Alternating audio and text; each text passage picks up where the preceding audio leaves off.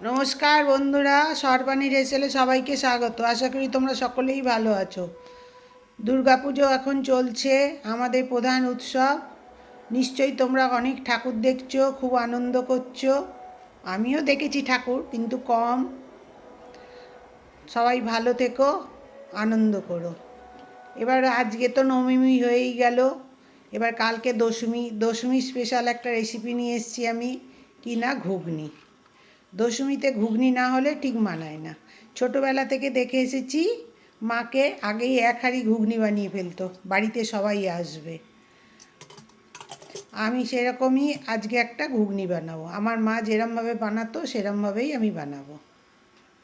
আমি 500 মটর ভিজিয়ে প্রেসার কুকারে সেদ্ধ করে নিচ্ছি। এবার মটর না অনেক সময় কম একটা সিটি দিলেও সেদ্ধ হয়ে যায়, আবার তার থেকে একটু বেশিও দিতে হয়, আর একটুখানি কমিয়ে নিয়ে করে নিতে হয়। সেই বুঝে মটরটাকে সেদ্ধ করতে হবে। আমি একটা সিটিও দিইনি, একটু সিটি পড়ার আগেই ওটাকে অফ করে দিয়েছি গ্যাসটা।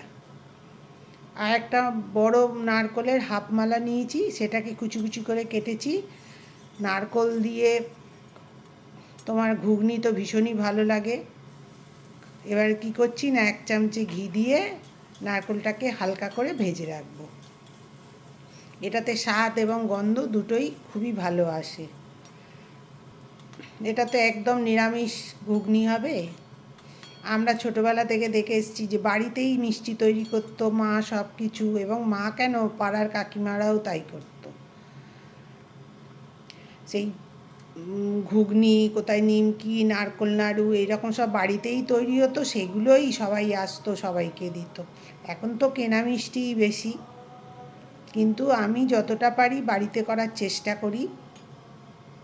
তবে এখন হয়তো ধরো না, এখন আর দশমীতে অত কেউ টপ করে আর কারোর বাড়ি কেউ যায় না, পরে পরে হয়তো যাবে। কিন্তু আগে দশমীর দিনই সব ছোটরা বড়দের আশীর্বাদ নেবার জন্যে দশমীর দিনকেই পাড়া প্রতিবেশী, আত্মীয় স্বজনের বাড়ি নয়, দূরে পরে যাবে, কিন্তু পাড়া প্রতিবেশীর বাড়িতে ঘুরতো। আমি এবার ঘুগনিটা, মটরটা সেদ্ধ হয়ে গেছে, তার মধ্যে কি দিলাম না, খানিকটা তেল দিলাম পরিমাণ মতো। তেল দিয়ে সর্ষের তেলেই রান্নাটা হবে। তার মধ্যে 2টো তেজপাতা, 2টো শুকনো লঙ্কা আর 1 চামচে সাদা জিরে ফোড়ন দিলাম। দিয়ে 2টো টমেটো দেখালাম, দেখলে একটা খুবই বড় আর একটা মাঝারি সাইজের 2টো টমেটোকে কুচি করে ওর মধ্যে দিয়ে দিলাম। এবার ওর মধ্যে দিয়ে একটু লবণ দিয়ে দিয়েছি টমেটোটা পুরো গলে যাওয়ার জন্যে। আর তাতে আমি 1.5 চামচ আদা বাটা দিয়েছি, দিয়ে ওটাকে ভাজলাম। এবার কিছু শুকনো গুঁড়ো মশলা দেব। তার মধ্যে 1 চামচে হলুদ দিলাম, 1 চামচে ঝাল লঙ্কার গুঁড়ো দিচ্ছি, 1 চামচে কাশ্মীরি লঙ্কার গুঁড়ো, আর 1 চামচে দেব ভাজা মশলার গুঁড়ো। এটা ঘরেরই তৈরি ভাজা মশলার গুঁড়ো দিলাম। আর নিরামিষ ঘুগনি, একটু তো মিষ্টি দিতেই হবে তাতে। তাতে 2 চামচে আমি চিনি দিয়ে দিলাম। দিয়ে এবার মশলাটাকে ভালো করে কষিয়ে নিতে হবে। আর এই টমেটোগুলো কত সুন্দর দেখেছো, তেলের মধ্যে দিয়ে একটু লবণ দিয়ে দিয়েছি, অমনি একদম পুরো বাটা টমেটোর মতনই হয়ে গেছে। এরকম করে যদি ঘুগনি করো ভীষণ ভালো লাগে খেতে। মশলাটা বেশ ভাজা ভাজা হয়ে গেছে, দেখো তেলও ছেড়ে গেছে। এবার আমি 4টে কাঁচা লঙ্কা দিলাম। ঝালটা যে যেমন খাবে সেই অনুযায়ী করতে হবে। আমি ঘুগনিতে অল্পই ঝাল দিয়েছি, ওই জন্যে 1 চামচে লঙ্কা গুঁড়ো দিয়েছি 500 মটরে। এবার মশলাটা ভালো করে ভাজা হয়ে গেছে, এবার আমি একটু জল দিয়ে দিচ্ছি, নাহলে পুড়ে যাবে মশলাটা। ভালো করে নেড়ে চেড়ে তারপরে আমি মটরটা ঢেলে দেবো। যেসব বন্ধু আমার চ্যানেলটা এখনও সাবস্ক্রাইব করনি, প্লিজ আমার চ্যানেলটা সাবস্ক্রাইব করে দিও ইউটিউব থেকে দেখলে, আর পাশের বেল আইকনটা প্রেস করে দিও, যাতে আমি নতুন কোনো ভিডিও দিলে তোমাদের কাছে নোটিফিকেশান চলে যায়।